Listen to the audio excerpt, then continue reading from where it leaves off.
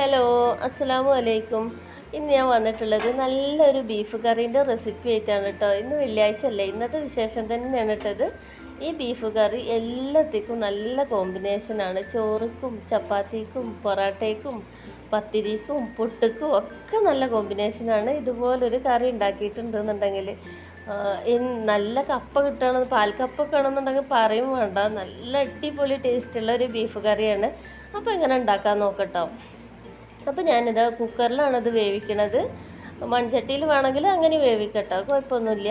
അപ്പോൾ ഞാനിപ്പോൾ കുക്കറിലാണ് വെക്കുന്നത്. അപ്പോൾ ഇനി ഇതിലേക്ക് വേണ്ടത് ഉലുവയാണ്. 1 ടീസ്പൂൺ ഉലുവ ഇട്ട് കൊടുത്തേക്കണ്. ബീഫ് കറിയാണെന്നുണ്ടെങ്കിൽ ഉലുവ ഇട്ട് കൊടുക്കണം, എന്നാലേ നല്ല ടേസ്റ്റ് കിട്ടുള്ളൂ. പിന്നെ ബീഫ് കറിക്ക് ടേസ്റ്റ് കൂട്ടുന്ന ഒരു സാധനമാണ് ചുവന്നുള്ളി.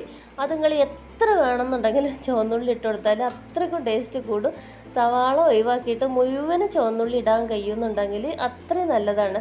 അപ്പോൾ ഞാനിതൊരു 3 കൈപ്പിടിയോളം ചുവന്നുള്ളി ഇട്ട് കൊടുത്തിട്ടുണ്ട്. പിന്നെ പാകത്തിന് ഉപ്പ് ഇട്ട് കൊടുത്തിട്ടുണ്ട്. പിന്നെ ഇഞ്ചി വെളുത്തുള്ളിൻ്റെ പേസ്റ്റ് ഒരു 1.5 ടേബിൾ സ്പൂണോളം ഇട്ട് കൊടുത്തിട്ടുണ്ട്. പിന്നെ കുറച്ച് മഞ്ഞൾപ്പൊടിയും, പിന്നെ അത് ഒരു 1.5 ടേബിൾ സ്പൂണോളം മീറ്റ് മസാല ഉണ്ടാവും, അപ്പോൾ അത് ഇട്ട് കൊടുത്തു. ഈ മീറ്റ് മസാല ഇട്ടാലും നല്ലൊരു ടേസ്റ്റ് ഉണ്ട്. പിന്നെ ഒരു 2 ടേബിൾ സ്പൂണോളം പച്ച വെളിച്ചെണ്ണ ഒഴിച്ചിട്ട് നല്ലോണം ഒന്ന് കൈ കൊണ്ട് തന്നെ എന്താ പറയുക, നല്ലോണം കൈ കൊണ്ട് തന്നെ കുഴച്ചെടുക്കണം. ഇത് സ്പൂണായിട്ടൊന്നും ഇളക്കി കൊടുക്കേണ്ട ആവശ്യമില്ല കേട്ടോ. ഇതിലേക്ക് കുറച്ച് കരിവേപ്പിൻ്റെ എല്ലാം കൂടി ഇട്ട് കൊടുത്തിട്ടുണ്ടെന്നുണ്ടെങ്കിൽ നല്ലതായിരുന്നു. അപ്പം നല്ല മഴ ആയതുകൊണ്ട് ഞാൻ പുറത്തുനിന്ന് പൊട്ടിച്ച് കൊണ്ടുവരാനുള്ള മടി കൊണ്ട് ഞാൻ ഇപ്പോൾ ഇട്ട് കൊടുത്തിട്ടില്ല കേട്ടോ. ഞാൻ ലാസ്റ്റ് ഇട്ട് കൊടുക്കുന്നുണ്ട്. അപ്പോൾ നല്ല മഴയായിരുന്നു, അപ്പോൾ എനിക്കൊരു മടി പുറത്ത് പോയിട്ട് പൊട്ടിച്ച് കൊണ്ടുവരാൻ. അപ്പോൾ അതിലേക്ക് ഞാനൊരു 3/4 കപ്പ് വെള്ളം ഒഴിച്ച് കൊടുക്കണം. അത് 250 ml കപ്പ് തന്നെയാണ്. ഞാൻ ആ കപ്പിൽ വെള്ളം ഒഴിച്ചിട്ട് അളന്ന് നോക്കി വെക്കുന്നുണ്ടായി 2 കപ്പ് സെയിം ആണോ എന്ന്, വെള്ളം കൊള്ളണത് സെയിം ആണോ എന്ന് അറിയാൻ വേണ്ടിയിട്ട്. അപ്പോൾ അതിൽ നമ്മൾ കറി ആയതുകൊണ്ടാണ് ഇതിൽ വെള്ളം ഒഴിച്ച് കൊടുത്തത്. നമ്മൾ പിന്നെ ഗ്രേവി എന്താ പറയുക, പോത്തിറച്ചി വരട്ടിയതോ പിന്നെ റോസ്റ്റൊക്കെ ആക്കുകയാണെന്നുണ്ടെങ്കിൽ വെള്ളം ഒഴിച്ച് കൊടുക്കേണ്ട ആവശ്യമില്ല. അത്യാവശ്യത്തിനുള്ള വെള്ളം ബീഫിൽ നിന്ന് തന്നെ ഇറങ്ങി വരും. അപ്പോൾ ഇത് കറിയാക്കാൻ വേണ്ടിയിട്ടായതുകൊണ്ടാണ് വെള്ളം ഒഴിച്ച് കൊടുത്തിട്ടുള്ളത്. അപ്പോൾ ഇതാ ബീഫൊക്കെ നല്ലോണം വെന്ത് കിട്ടിയിട്ടുണ്ട് കേട്ടോ. പിന്നെ ഒരു കടായി അടുപ്പത്ത് വെച്ച് കൊടുത്തിട്ട് ഒരു 2 ടേബിൾ സ്പൂണോളം വെളിച്ചെണ്ണ ഒഴിച്ച് കൊടുത്തു. ഇത് ഓയിലൊന്നും ഉണ്ടാക്കരുത് കേട്ടോ. ബീഫൊക്കെ ഉണ്ടാക്കുമ്പോൾ വെളിച്ചെണ്ണയിൽ തന്നെ ഉണ്ടാക്കുക, അതാണ് നല്ല ടേസ്റ്റ് കിട്ടൽ. ഇത് നമ്മൾ കുറേയൊക്കെ ഉണ്ടാക്കുന്നിടത്തും ചില സാധനങ്ങൾ ഒഴിക്കുന്നിടത്തും ചെയ്യുന്നിടത്തും ഒക്കെയാണ് ഈ ബീഫിൻ്റെ ഇതിൻ്റെയൊക്കെ ടേസ്റ്റ് കിടക്കുന്നത്. വെളിച്ചെണ്ണ കൊണ്ട് ഉണ്ടാക്കുന്ന സാധനങ്ങൾ വെളിച്ചെണ്ണ കൊണ്ട് തന്നെ ഉണ്ടാക്കണം. അത് പൊരിച്ചക്കടിയൊക്കെ നമ്മൾ ഉണ്ടാക്കുമ്പോൾ പിന്നെ ചിലതൊക്കെ ഓയിൽ ഉണ്ടാക്കിയാലാവും നല്ല ടേസ്റ്റ്, വെളിച്ചെണ്ണയിൽ ഉണ്ടാക്കിയാൽ അത്രയ്ക്ക് ടേസ്റ്റ് കിട്ടില്ല. അപ്പോൾ പഴംപൊരിയൊക്കെ നമ്മൾ വെളിച്ചെണ്ണയിൽ ഉണ്ടാക്കിയാൽ നല്ല ടേസ്റ്റ് കിട്ടും കേട്ടോ. അപ്പോൾ ചില സാധനങ്ങൾ വെളിച്ചെണ്ണയിൽ, ചില സാധനങ്ങൾ ഓയിലിൽ ഉണ്ടാക്കിയാലാവും ടേസ്റ്റ് കിട്ടല്.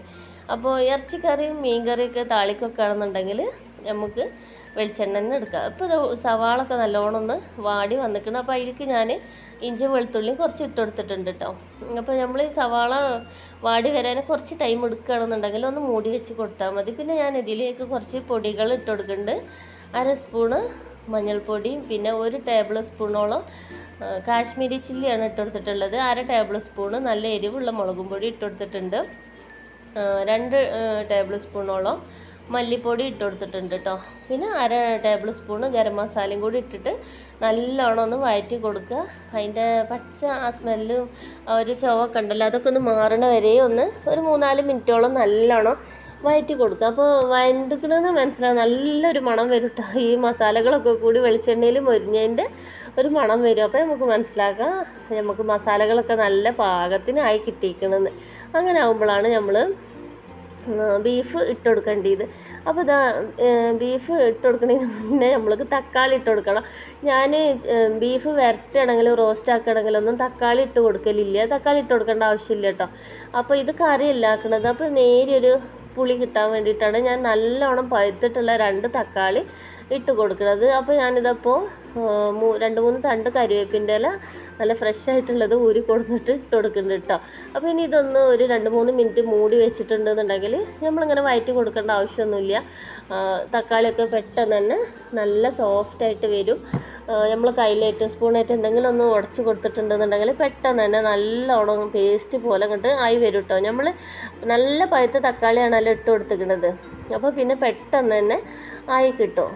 നമ്മൾ ഒന്നിങ്ങനെ പ്രസ് ചെയ്ത് കൊടുക്കേണ്ട താമസമേ ഉണ്ടാവുള്ളൂ, നല്ലോണം പേസ്റ്റായിട്ട് കിട്ടാൻ. അപ്പോൾ ഇനി ഇതാ ഞാൻ ബീഫിലെ വെള്ളത്തോട് കൂടിയിട്ട് ഈ ഗ്രേവിയിലേക്ക് ഒഴിച്ചു കൊടുക്കണം. അപ്പോൾ നമുക്ക് കറിക്ക് എനിക്ക് തോന്നി ഇത്രയും വെള്ളം പോരാ, കുറച്ചും കൂടി വെള്ളം വേണം, നമ്മൾ കറിയായിട്ടല്ല ഉണ്ടാക്കുന്നത്. അപ്പോൾ ഞാൻ അപ്പുറത്തെ അടുപ്പത്ത് കുറച്ച് ചുടുവെള്ളം വെച്ചിട്ടുണ്ട്. നമ്മൾ പിന്നെ ഈ വേവിച്ച സാധനത്തേക്ക് ഒരിക്കലും നമ്മൾ പച്ചവെള്ളം ഒഴിച്ചു കൊടുക്കരുത്.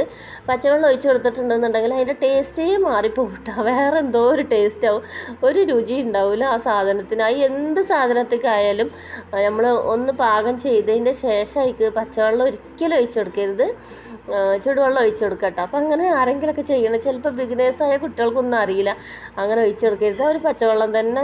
അതേമാതിരി ബാച്ചിലറായിട്ടുള്ള ആൺകുട്ടികളൊക്കെ ഉണ്ടാവില്ല, വിദേശത്ത് പഠിക്കാൻ പോണവരൊക്കെ ഒറ്റയ്ക്ക് പാചകം ചെയ്ത് കഴിക്കണവരുണ്ടാവും. അപ്പോൾ അവർക്കൊക്കെ അറിയില്ല എന്നുണ്ടെങ്കിൽ ഞാൻ പറഞ്ഞതാട്ടോ, ഒരുവിധം നമ്മളെപ്പോലുള്ളവർക്കൊക്കെ അറിയാം പച്ചവെള്ളം ഒഴിക്കരുത്, ചുടുവെള്ളം തന്നെ ഒഴിച്ചു കൊടുക്കണം എന്നുള്ളത്. അപ്പോൾ അറിയാത്ത കുട്ടികളാണെന്നുണ്ടെങ്കിൽ ഒന്ന് മനസ്സിലാക്കിക്കോട്ടെ വെച്ചിട്ട് പറഞ്ഞതാണ്. അപ്പോൾ ഞാൻ ഇത് പാകത്തിന് ചുടുവെള്ളം ഒഴിച്ചു കൊടുത്തിട്ട് നല്ലോണം ഇളക്കിയിട്ട് മിക്സ് ചെയ്തിക്കണം. അപ്പോൾ ഈ നേരത്തെ നമ്മൾ ഉപ്പുണ്ടോ ഇല്ലേന്നൊക്കെ നോക്കണം. അപ്പോൾ ഞാൻ നോക്കിയപ്പോൾ ഉപ്പ് കുറച്ച് കുറവാണ്. അപ്പോൾ ഞാൻ പാകത്തിനുള്ള ഉപ്പിട്ട് കൊടുത്തിട്ട് ഒന്നും കൂടി മിക്സ് ചെയ്തിട്ട് എടുക്കുന്നുണ്ട്. എന്നിട്ട് ഇത് നമ്മളൊരു 5 മിനിറ്റ് മീഡിയം ഫ്ലെയിമിൽ വെച്ചിട്ട് ഒന്നും കൂടെ ഒന്ന് വേവിച്ചിട്ട് എടുക്കണം, മൂടി വെച്ചിട്ട് വേവിക്കണം. അപ്പോൾ ഇതിന് ഈ മസാല ഒക്കെ ബീഫിലേക്ക് നല്ലോണം ഇറങ്ങി വന്നിട്ട് നല്ലോണം പിടിച്ചിട്ടുണ്ടാവും, നല്ല ടേസ്റ്റ് ഉണ്ടാവും, നല്ല കറി റെഡി ആയി കിട്ടും കേട്ടോ. അപ്പോൾ ഇതാ ബീഫിലേക്ക് വെള്ളമൊക്കെ നല്ലോണം കുറുകി വന്നിട്ടുണ്ട്. ഇത് നമ്മളിനി ഓഫാക്കിയിട്ട് ഒരു 5 മിനിറ്റ് ഇടുകയാണെന്നുണ്ടെങ്കിൽ ഒന്നും കൂടി തിക്കായിട്ട് വരും. അപ്പോൾ ഇനി ഇതിലേക്ക് ഞാൻ ഇതുവരെ പച്ചമുളക് ഞാൻ ഇട്ട് കൊടുത്തിട്ടില്ല. അപ്പോൾ ഞാനിത് കീറൊന്നും ചെയ്യാതെ ഒരു 3-4 പച്ചമുളക് ഈ നേരത്താണ് ഞാൻ ഇട്ട് കൊടുക്കാൻ പോണത്. അതിന് മുന്നേ നല്ലോണം മസാല ഒക്കെ ഒന്ന് മിക്സാക്കി കൊടുക്കുന്നുണ്ട് കേട്ടോ. പിന്നെ കൂട്ടുകാരോട് എപ്പോഴും പറയണമായി ലൈക്ക് അടിക്കാൻ മറന്നിക്കണമെന്നുണ്ടെങ്കിൽ ഇപ്പം തന്നെ ഒരു ലൈക്ക് തന്ന് സപ്പോർട്ട് ചെയ്യട്ടോ എല്ലാ കൂട്ടുകാരും. പുതുതായിട്ട് വന്ന കൂട്ടുകാർ ഒരുപാടുണ്ടല്ലോ. അപ്പോൾ സബ്സ്ക്രൈബ് ചെയ്യാതെ കാണുന്ന കൂട്ടുകാരൊക്കെ ആണെന്നുണ്ടെങ്കിൽ സബ്സ്ക്രൈബ് ചെയ്തിട്ട് അതിൻ്റെ കൂടെ കാണുന്ന ബെൽ ബട്ടനും കൂടി ഓളൊന്ന് പ്രസ് ചെയ്യട്ടോ. അപ്പോൾ ഇതാ ഞാൻ കുറച്ച് മല്ലിൻ്റെ ഇലയും കൂടി ഇതിലേക്ക് ഇട്ട് കൊടുത്തിട്ടുണ്ട്.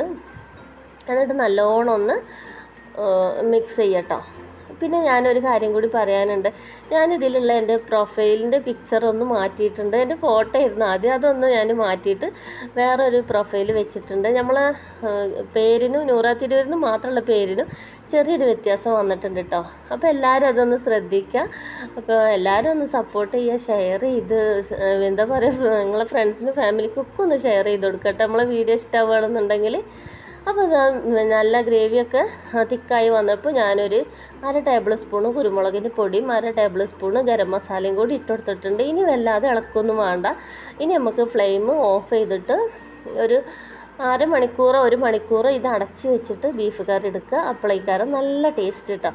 അപ്പോൾ ഞാനിതാ പിന്നെ ചോറ് കഴിക്കാൻ നേരത്താണ് ഇതൊക്കെ തുറക്കണത് കിട്ടുക. അപ്പോൾ ഇന്നത്തെ ഞങ്ങൾ ഉച്ചക്കത്തെ വിഭവങ്ങൾ ഇത്രയൊക്കെ തന്നെ ഉള്ളൂ. പപ്പടം, ഉപ്പേരി, ബീഫ് കറി, നല്ല കോമ്പിനേഷൻ അല്ലാതെ തന്നെ മതി നമുക്ക് ചോറുന്നാനും ധാരാളമാണ്, ഒരുപാട് വിഭവങ്ങൾ ആവശ്യമൊന്നുമില്ല. അപ്പോൾ ഇതാ നമ്മളെ ബീഫ് കറീൻ്റെ കളർ തന്നെ മാറി നല്ലൊരു കളറായിട്ട് വന്നിട്ടുണ്ട് കേട്ടോ. അപ്പോൾ ഇത്രയേ ഉള്ളൂ നമ്മളെ വീഡിയോ. അപ്പോൾ എല്ലാവർക്കും ഇഷ്ടമായിക്കണം തോന്നുകയാണ്. അപ്പോൾ എല്ലാ കൂട്ടുകാർക്കും ഒരുപാട് സ്നേഹത്തോടെ അസ്സലാമു അലൈക്കും.